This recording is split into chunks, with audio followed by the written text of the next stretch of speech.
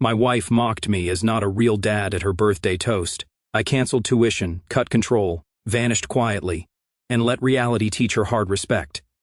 You know what would really make this birthday perfect? Monica clinked her glass, barely hiding the Chardonnay tremble in her voice. If this little guy finally had a real dad, one who could actually pay tuition. And just like that, silence. A soft thud in my chest. I was holding the cake knife about to slice into the stupid Marvel-themed monstrosity I paid $240 for. My hand froze midair. The laughter that followed was not roaring. It was nervous, scattered, the kind that people use to camouflage discomfort. Her friends chuckled.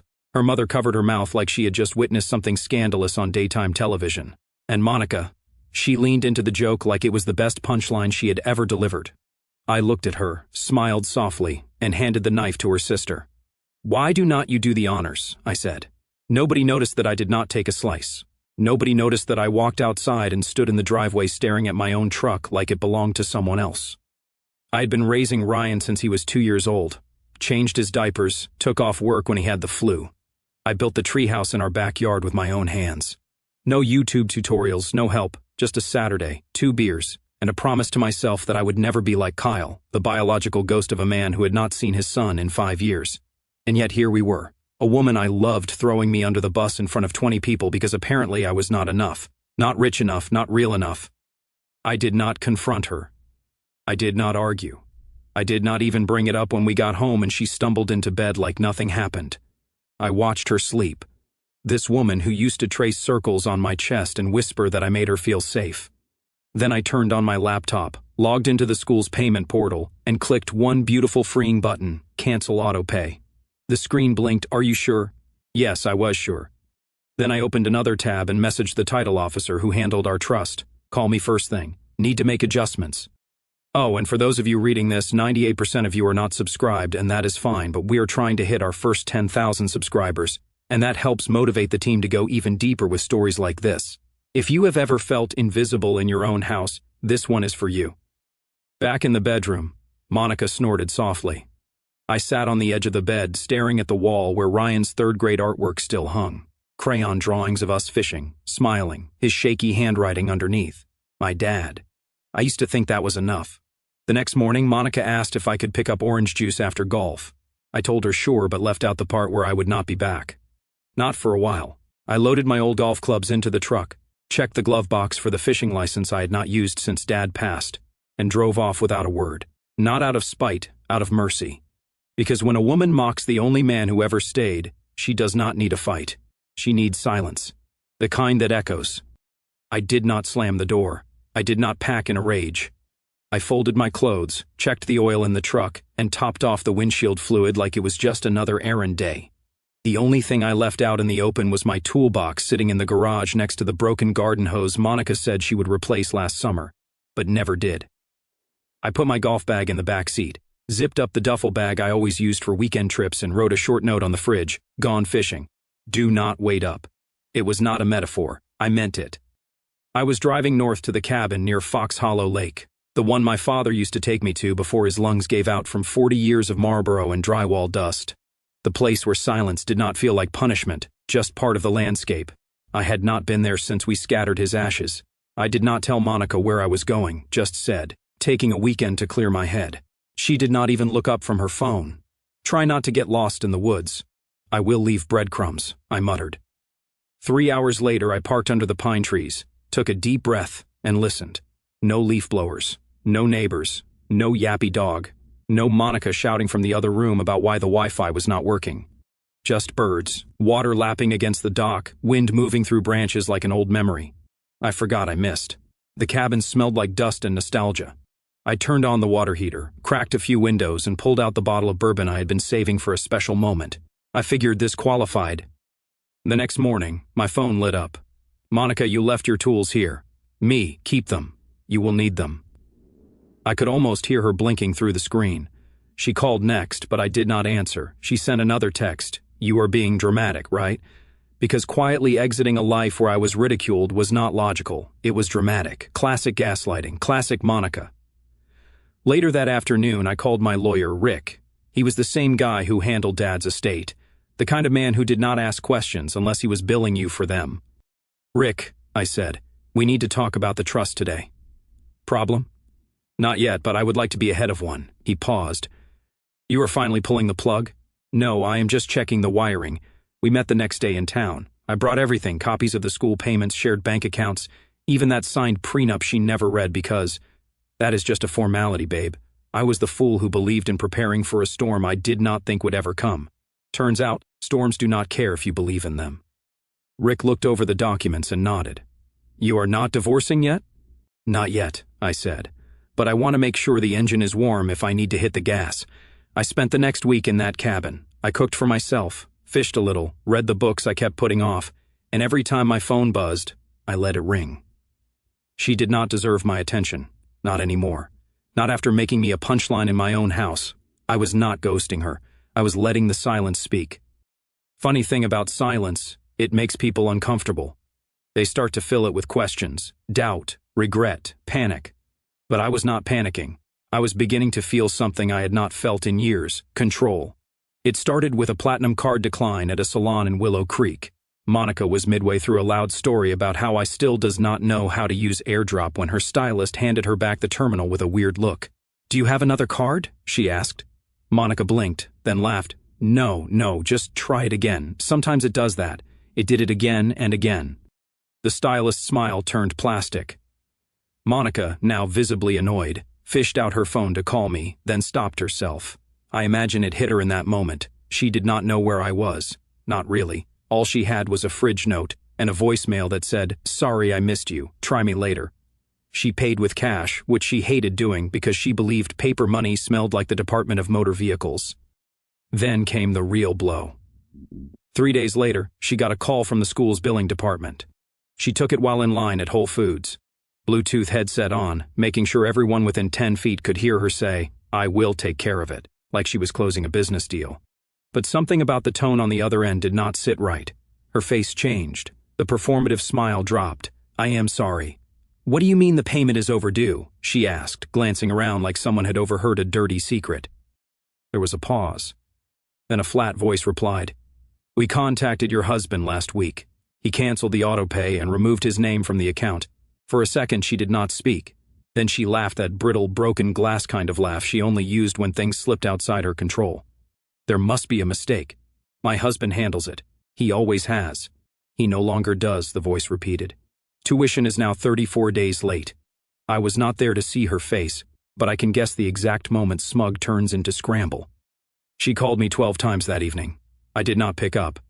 On the 13th call she left a voicemail. Her tone was not angry. It was sweet, rehearsed. "Hey babe, the school called. I think something got messed up with the account. Can we just clear it up? No biggie. Ryan's classes are starting next week, and I know you would hate to see him miss anything." That part made me laugh out loud. You would hate to see him miss anything. As if she had not turned me into a joke in front of our friends less than 6 weeks ago. As if I was the one putting him in this position. She used to brag to the other moms that we never missed a payment, that she did not even know the school login because Aaron takes care of all that. She used to say it like it was something she earned, like my reliability was a credit score she got to carry in her purse. But now she was standing in the checkout aisle wondering why the system she had relied on me was suddenly gone. And it was not just the school. The Netflix stopped working. Her gym fob stopped beeping. A week later, the Lexus lease office called about a missed payment. I had removed her as an authorized user on everything that mattered, quietly, legally, irrevocably. Monica was not broke. She was just back to being exactly who she was before she met me, alone, leveraged, and utterly unprepared. I did not block her yet. I wanted her to see the ghost of me in every closed door. Let the reality sink in. The man, she said, was not real enough. He was the only thing holding her fantasy together. After the money stopped flowing, Monica did what desperate people always do.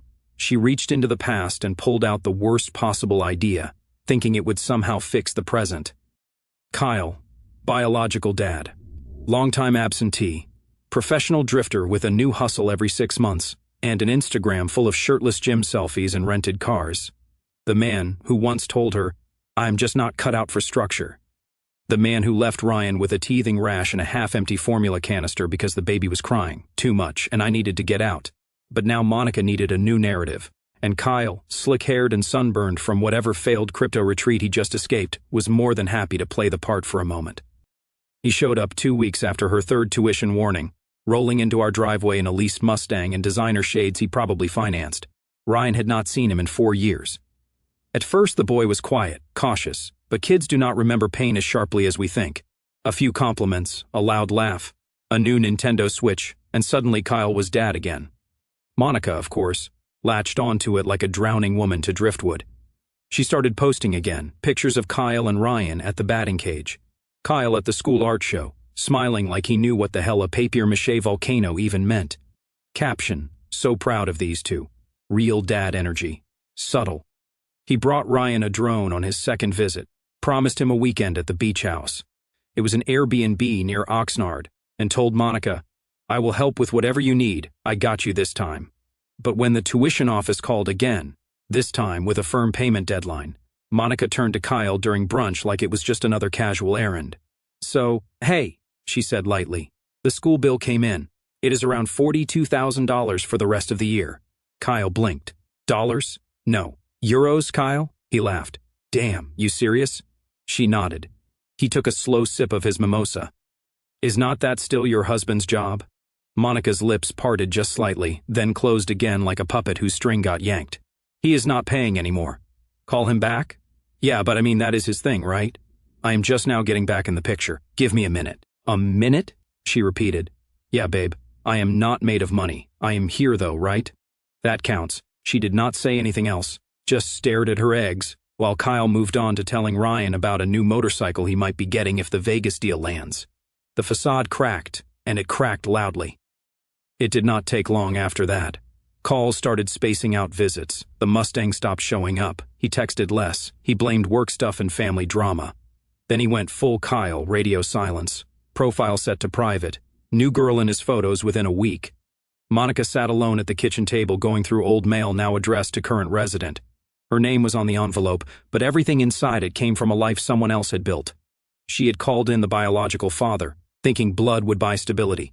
Instead, she learned what I already knew. DNA does not write checks. It does not fix plumbing at midnight. It does not carry sleeping kids out of the car and into bed without waking them up. I was not his father. I was just the man who never left until she made damn sure I did. The school smelled like lemon disinfectant and ambition. Clean hallways lined with glossy photos of smiling students doing charity work in Guatemala and posing with science fair trophies taller than them. Monica walked in wearing her best I have got this face. Heels too sharp for comfort, a designer blazer I once bought her after a raise she never acknowledged, and a notebook tucked under her arm like she was ready to take command of a board meeting. She was not there for a board meeting. She was there because the school scheduled a parental financial review. And despite her confident please reply, she had no idea what was coming. Ryan's dean, a soft-spoken man with tortoiseshell glasses and a permanent look of controlled disappointment, greeted her with a polite smile and gestured toward the polished conference table. "We just want to ensure everything is squared away before the next term begins," he said. Monica nodded, crossed her legs, and smiled like a woman who donates to National Public Radio during pledge drives. "Of course, I am sure this will just be a quick formality." He slid a cream-colored folder across the table. She opened it without hesitation, then stopped breathing. Inside, a typed invoice printed on letterhead, $42,135. Due immediately. A smaller note was clipped to the top, outstanding balance. Immediate action required. She blinked twice. Her fingers clenched around the folder so tightly the paper crinkled. "There has to be some mistake," she said, voice still riding the edge of polite disbelief. The dean raised one brow with surgical precision. "Your husband was very clear." She tried to chuckle, the sound brittle and misfiring. "Aaron is just under a lot of stress. I am sure he did not mean it." The dean folded his hands. He informed us in writing that he would no longer be financially responsible for Ryan's tuition. He removed himself from all billing authorizations. "We have sent multiple notices. I did not receive anything," she snapped, the first crack in her tone. "They were addressed to him," the dean replied flatly. Monica shifted in her seat. The heels that once gave her power now felt like lead.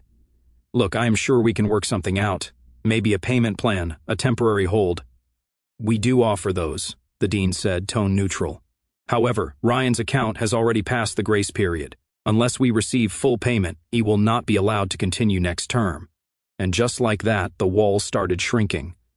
The same school where Monica had once thrown silent shade at other moms with knockoff bags was now quietly preparing to evict her from its polished, ivy-covered halls. She left the meeting red-faced, her voice calm, but her eyes wide, darting around the parking lot like someone had just whispered the word eviction in her ear. That afternoon, she texted me again. "Monica, you humiliated me at Ryan's school. That is your son." I did not respond, not out of cruelty, but because I had nothing left to say. She made the joke, she made the toast, she made the bed. And now she could lie in it with a $42,000 invoice tucked right under her pillow. It started with whispers, sharp-edged and sugary, the kind that came laced with faux concern and barely veiled delight. Did not her husband used to cover all that? "I heard the school is still waiting on payment. I thought they had money. What happened?" I saw her wearing that same blazer 3 days in a row. The same women Monica once held court with, at school auctions and holiday brunches, now lowered their voices when she walked past. Their eyes lingered just long enough. Their smiles stopped just short of kind. The social architecture she had spent years crafting through brand-name donations, artful Facebook posts. And Ryan's pristine attendance was collapsing quietly but fast. And Aaron, the quiet type who used to politely nod his way through school events and always picked up the dinner tab. He was conspicuously absent. That absence grew louder with each week. He did not show up to the spring recital.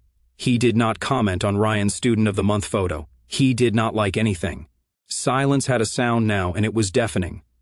Monica kept pretending. She smiled a little harder, dressed a little sharper, laughed a little louder at school drop-off, like she was in on some joke nobody else got. But the illusion cracked the day Ryan came home with tears in his eyes. They had been talking about families in class, drawing who lives in your house for some saccharine assignment. Ryan's friend had asked him, "Why has not your dad come to anything this year?" That night, while she reheated boxed macaroni and cheese she used to scoff at, Ryan asked, "Mom, is he mad at me?" Her fork stopped halfway to her mouth.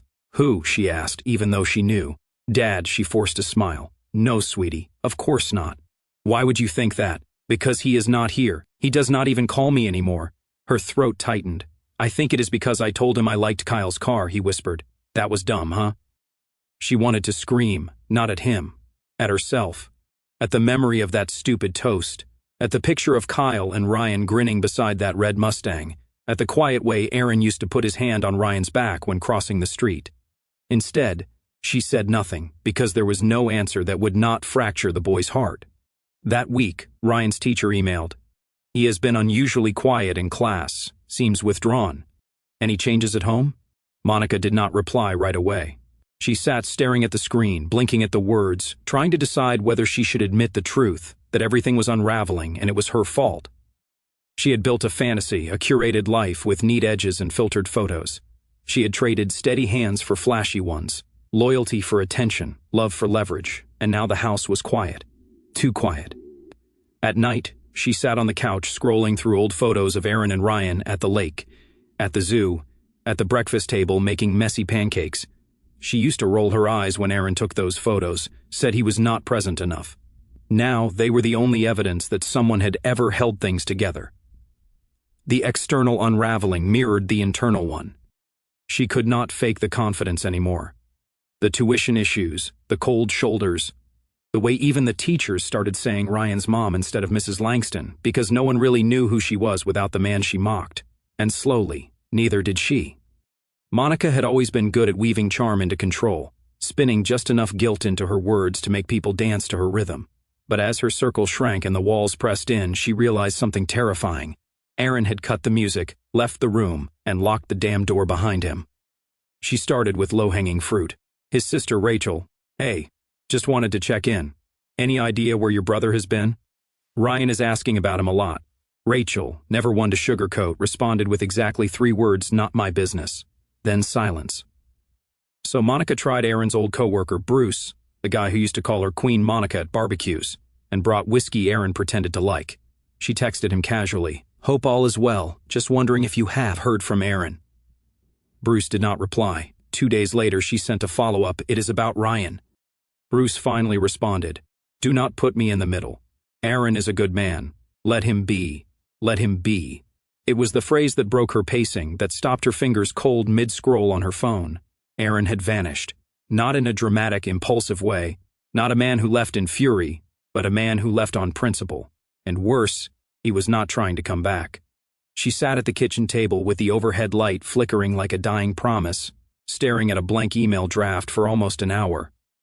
Then she started typing. Subject, can we talk? Aaron, I know things have been difficult. I know I have said things I cannot take back. I was angry and stressed and trying to be funny and I failed.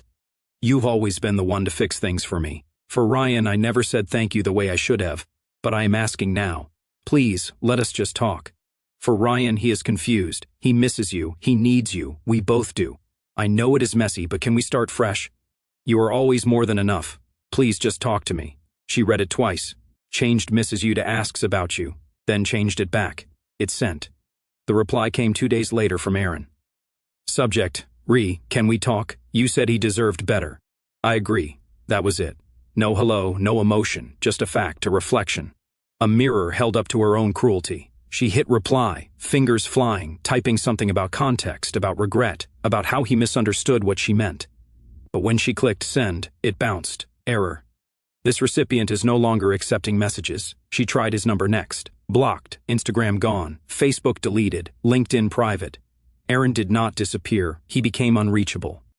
And Monica, for the first time in her adult life, felt what it meant to stand in the center of a storm she could not manipulate. She paced the hallway that night watching Ryan sleep. His room still had the dinosaur nightlight Aaron installed. The bookshelf Aaron built. The stuffed bear Aaron had bought, now ragged from years of love, she whispered, I am sorry. But it was not to the boy. It was to the man who never needed her spotlight, just respect. And now he was gone.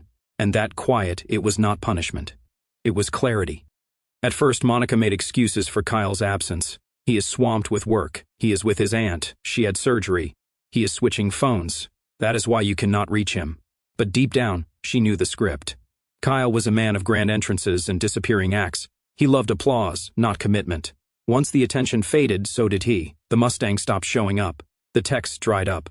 Even Ryan's new drone, the one Kyle had hyped like a spaceship, sat untouched in the hallway, a broken wing and dying battery, making it more of a monument than a toy. The calls Monica made went straight to voicemail. Then one day the number was just disconnected. Gone. Kyle ghosted them again, maybe for good this time, and Monica, left holding the bag of her own collapsing fantasy, did what she once swore she would never do. She pawned her engagement ring. It got her exactly $1,300, enough to cover part of the rent and delay the school office's collection notice by another week. Then she sold the matching earrings Aaron gave her on their 10th anniversary, the one she used to flaunt in front of the other moms when she said things like, My husband has excellent taste. Funny how fast taste turns to utility when the lights are about to get cut. She applied for a server job at a downtown diner, the kind of place she would not have set foot in last year unless it was to complain about the salad dressing. She got hired on the spot. They did not care about her resume, only that she could carry 3 plates and would not cry in the walk-in freezer. By week 2, she had blisters on both heels and a shoulder that throbbed every time she lifted the bus tub. By week 4, her manager gave her the 6 in the evening to 1 in the morning shift. Good tips, brutal hours, and every night she came home to a kid who asked fewer and fewer questions. Ryan had stopped bringing home permission slips for extracurriculars. Monica found out he had been pulled from music class after the 3rd unpaid invoice. Soccer practice vanished. The art field trip never happened. One afternoon, he came home and said flatly, It is fine. I do not want to do stuff anymore. That hit harder than any bill. The boy who once begged for extra piano time, who danced around the living room with paint-covered hands, now sat silent in front of a cracked tablet, watching YouTube videos on mute. One night, after a double shift, Monica caught herself staring at an old family photo on the fridge. Aaron was holding Ryan, their cheeks pressed together, both smiling with stupid pancake batter on their faces. Back then, it felt normal, safe. Now it looked like something stolen from another lifetime. The bills kept coming. The fridge made that clicking noise she had been ignoring. The car needed brake pads. Ryan needed new shoes. The apartment smelled like bleach and resignation. She once mocked Aaron for being too cautious with money, said he was boring, predictable. But now she understood something brutal and simple. Predictability is the most underrated form of love. Kyle was gone. Aaron was gone. Her savings were gone. And Monica, she was still here, but not in the way that mattered. Aaron never said a word. No Facebook rants, no angry group texts, no messy post-divorce venting in the school parking lot, or petty gossip at the grocery store. He just vanished with surgical precision, like a thread pulled from a sweater that did not unravel all at once, but kept coming undone, stitch by stitch. And yet somehow everyone knew it started with the small things. A parent-donor association member quietly removing Monica from the fundraising email thread. A dad she once flirted with at a spring social, nodding awkwardly but walking right past her in the parking lot. A new family taking her usual table at the parent mixer. Nobody said it was reserved, but everyone knew it had been hers for years. Then, during a mid-week parent-teacher check-in, Ryan's teacher, Miss Patel, paused longer than usual after going over his grades. She folded her hands and said gently, "He is quieter these days." Monica smiled like she did not hear it. "He is just growing up, pre-teens, right?" But Miss Patel did not smile back. "He used to talk about your husband a lot. We do not hear his name anymore." That one sentence cracked something. Monica rushed out before the bell. The school hallway, usually filled with smiles and nods, suddenly felt like it was tilting. Like every conversation behind half-closed doors was about her, and some of them were. A week later, Monica knocked on her neighbor Dan's door. His wife had just passed, and she brought over banana bread like she used to when things in her life were stable. Dan looked at the bread, then at her, his eyes heavy with something other than grief. He took the loaf, but did not invite her in. As she turned to go, she heard him say quietly, almost to himself, "Aaron was always good to that boy." It was the same look she saw again at a school open house. A younger mom, barely 30, passed her in the hallway and muttered just loud enough, "Aaron deserved better." Monica did not react. She could not. Her face had become porcelain-controlled, unreadable, but inside it burned. Everywhere she went, Aaron was a ghost, not the kind you hide from, but the kind people missed. He was mentioned in nostalgia-tinged sentences. Remember when Aaron brought the generator during the blackout? When Aaron stayed late to help set up the winter fundraiser? When Aaron paid for the extra uniforms after the budget cuts? They remembered because he never asked for recognition. And now that he was gone, they missed the gravity he brought, the quiet force of a man who showed up, did the work, and did not make a scene. Monica had once joked that Aaron was not really social. Now she understood the difference. Aaron was not social. He was respected, and she was tolerated. There was no outright exile. No one spat in her face or keyed her car, but kindness had a half-life. The smiles faded faster. Invitations thinned. People changed the subject when she joined the circle. She could feel them tiptoeing around her, unsure whether to offer sympathy or just space. Worse than being hated, she had become irrelevant. She still dropped Ryan off, still stood at the fence for pickup. But the mothers who once asked about her skincare routine or yoga studio now avoided eye contact because while Aaron never told his side of the story, everyone else had already written it for him. The auditorium was packed, folding chairs lined up in neat little rows, programs fluttering like nervous hands, proud parents wiping eyes with crumpled tissues before the first name was even called. Monica sat alone near the back, trying not to fidget in the dress she had not worn since Ryan's third-grade spring concert. He was taller now, thinner. The suit they bought off clearance clung awkwardly to his frame, like it did not belong to him yet. He adjusted his tie 3 times before walking up to the stage. She watched every second, every step. The last year had aged her more than the previous 10. The double shifts, the stress, the brittle silences between her and Ryan. He no longer asked about Aaron. He no longer had to. The answer had become part of the wallpaper, present but unspoken. There was no fight, no dramatic revelation, no he said, she said, just a slow, unrelenting absence, a space that never refilled. Ryan had earned a modest scholarship to a public magnet school uptown, enough to keep him somewhere stable, somewhere decent. Monica acted proud when people asked, but inside she winced every time she thought about how much he had lost to get there. She had mailed the graduation announcement to Aaron's old post office box weeks ago. No return address, no note, just Ryan's picture and the date. He never replied. Now her son stood on the stage clutching his rolled-up certificate, his eyes searching the crowd with that last flicker of maybe. She did not wave. She did not call out. She just watched him realize slowly, fully, that the man he hoped might show never would. The final speaker, a round, smiling man from the school foundation, stepped up to the microphone. And lastly, he said, "We want to acknowledge a generous anonymous donor who helped fund this year's new scholarship initiative. Without their quiet support, many of our students, including some on this stage, would not have had the resources to complete the year. We thank them, wherever they are." Polite applause followed. But Monica froze because she knew. The school never said his name. They could not. That was the condition. But she knew that kind of generosity, that kind of silence. The signature of a man who never needed the spotlight to make a difference. Her hands clenched into fists on her lap, knuckles white. She felt the weight of every decision she could not undo. Every line she crossed, thinking there would always be a way back. Every night she looked at her son and tried not to see the man he no longer called Dad. Aaron had paid the final bill, not with money, but with finality. She would never hear his voice again, never read another message, never catch his scent on Ryan's backpack. He had not disappeared. He had ended it. Clean, permanent. Graduates tossed their caps, parents cheered, confetti shot from some cheap cannon and floated like forgiveness over a crowd full of people who still had things to hope for. Monica did not cry. She just sat there, a program in one hand, silence in the other, and she finally understood. Some people leave, but others make sure there is no door left to knock.